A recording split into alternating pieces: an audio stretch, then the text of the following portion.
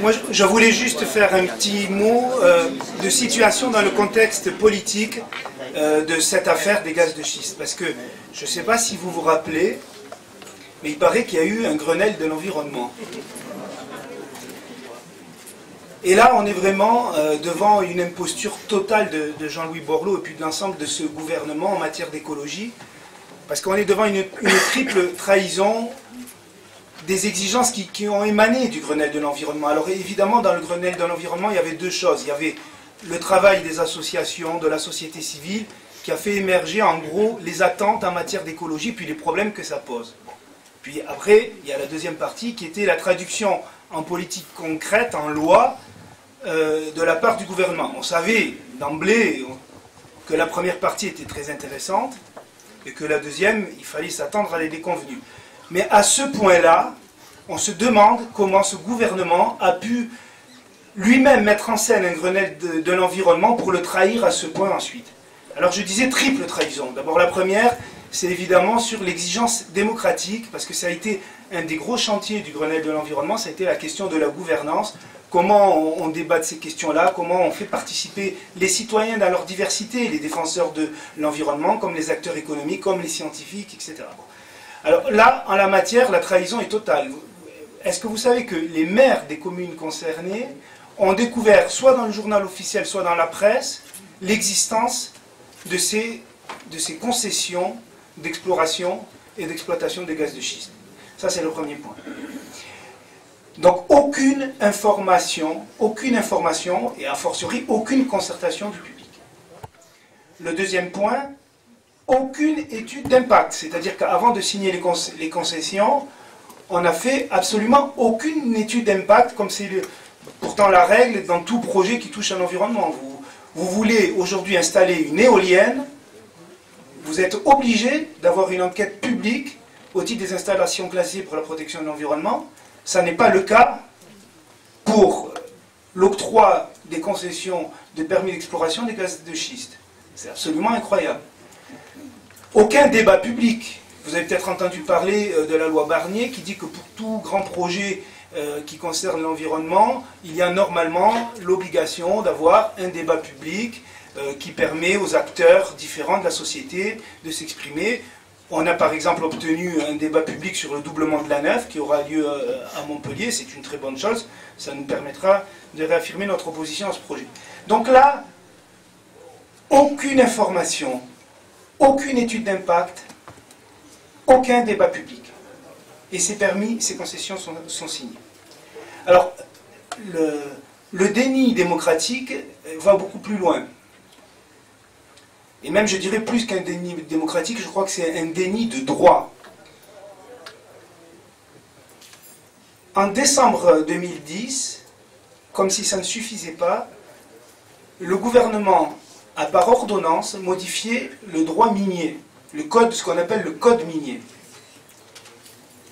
Et ça doit être un pur hasard par rapport au calendrier des gaz de schiste.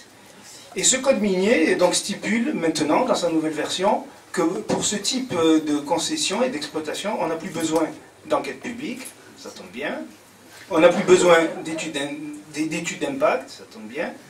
On n'a plus de responsabilité des entreprises en cas de dommage à l'environnement, c'est-à-dire qu'il n'y a plus de sanctions. Et il n'y a plus, comme c'est le cas dans d'autres domaines industriels, d'obligation de dépolluer. Bon, je crois que la boucle est bouclée, là, vraiment, sur le déni de droit et le déni démocratique, c'est une trahison totale. Le déni, enfin la trahison en matière environnementale, je n'ai pas besoin d'y revenir, c'est vrai, un pistre à évoquer les dangers. On a surtout le retour sur l'expérience américaine, puisque ça fait 15 ans que les gaz de schiste ils sont exploités. Là-bas, c'est déjà 500 000 puits qui existent, donc ça veut dire des paysages totalement détruits. On a vu des champs où c'est des puits tous les 200 mètres, au mieux ça sera tous les kilomètres, avec des routes aussi entre les différents puits, bon, etc. Je n'y reviens pas. On a vu les pollutions sur les sols, les pollutions sur les ressources en eau, et notamment en eau potable, au point qu'évidemment, à New York, ils ont décrété un moratoire parce que la ressource en eau était supprimée. Bonjour José, et bienvenue.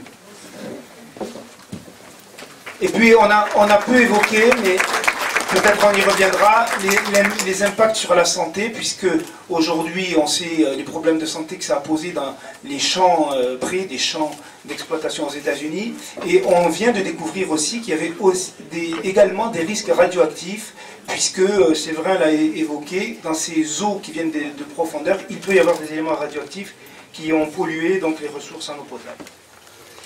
Alors la troisième trahison, c'est peut-être pas la moindre par rapport au Grenelle de l'environnement, et je dis ça pour introduire l'exposé que nous fera Thierry Salomon, donc de l'association Négawatt. La troisième trahison, c'est que le Grenelle de l'environnement avait mis en évidence la nécessité de sortir de cette économie totalement soumise au carbone, et donc de sortir petit à petit des énergies fossiles. C'est un objectif, on sait que c'est un objectif qui va être très compliqué, le pétrole, les énergies fossiles sont partout, mais on sait que c'est une nécessité d'abord parce que les ressources s'épuisent, et c'est une nécessité parce que nous avons aussi à lutter contre un autre grand phénomène écologique, une autre grande crise écologique, qui est le problème des émissions à gaz à effet de serre, et donc de la lutte contre le réchauffement climatique. Donc cet engagement, le Grenelle a prévu donc une évolution du système énergétique français et de l'économie française vers un système donc moins carboné, de moins en moins carboné, et basé, on le verra tout à l'heure, sur une moindre consommation énergétique et sur les énergies renouvelables. Alors c'est évidemment la question qui se pose aujourd'hui.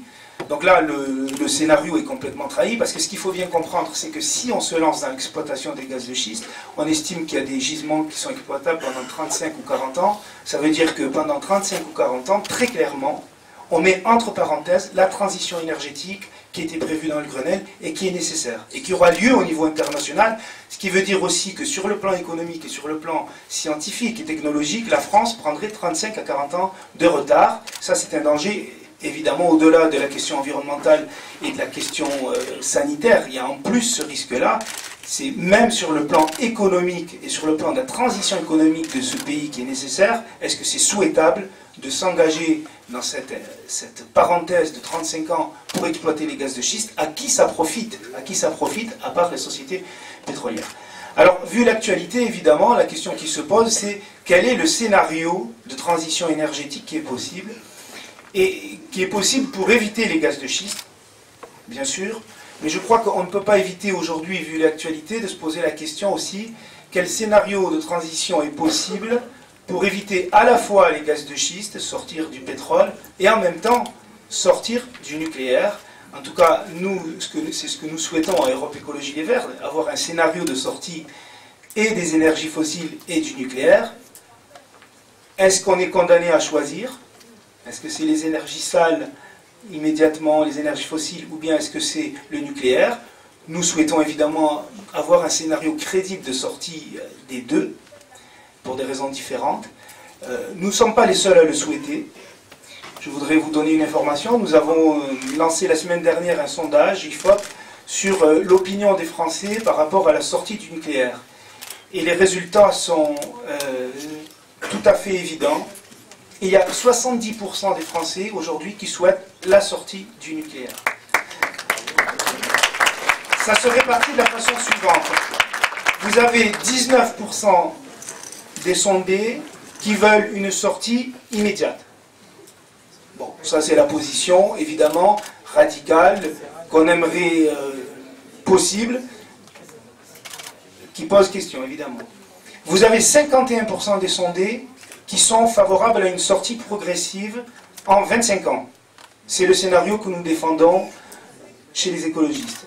C'est le scénario qui a été décidé en Allemagne il y a quelques années, qui avait été un petit peu ralenti dans sa transition, mais que l'Allemagne, avec les événements du Japon, a décidé d'accélérer à nouveau en fermant 7 centrales qui datent de 1980 ou d'avant. Je rappelle qu'en France, nous en avons 5 qui représentent 13 réacteurs. Et puis il y a seulement 30% des Français qui souhaitent la poursuite du nucléaire et la construction de nouvelles centrales. Alors, ce qui est intéressant dans le sondage aussi, j'en profite pour adresser ce message à certains états-majors, c'est que les électeurs écologistes sont évidemment sur cette position, mais les électeurs du Front de gauche partagent notre point de vue à 65%, les électeurs socialistes sont exactement sur la même position, les seuls qui soient plutôt en faveur du nucléaire, c'est l'électorat de l'UMP, et il y a une surprise, l'électorat du Front National est aussi pour la sortie du nucléaire. Bon, ils ne sont pas totalement mauvais, c'est une nouvelle ce soir. Bon, voilà.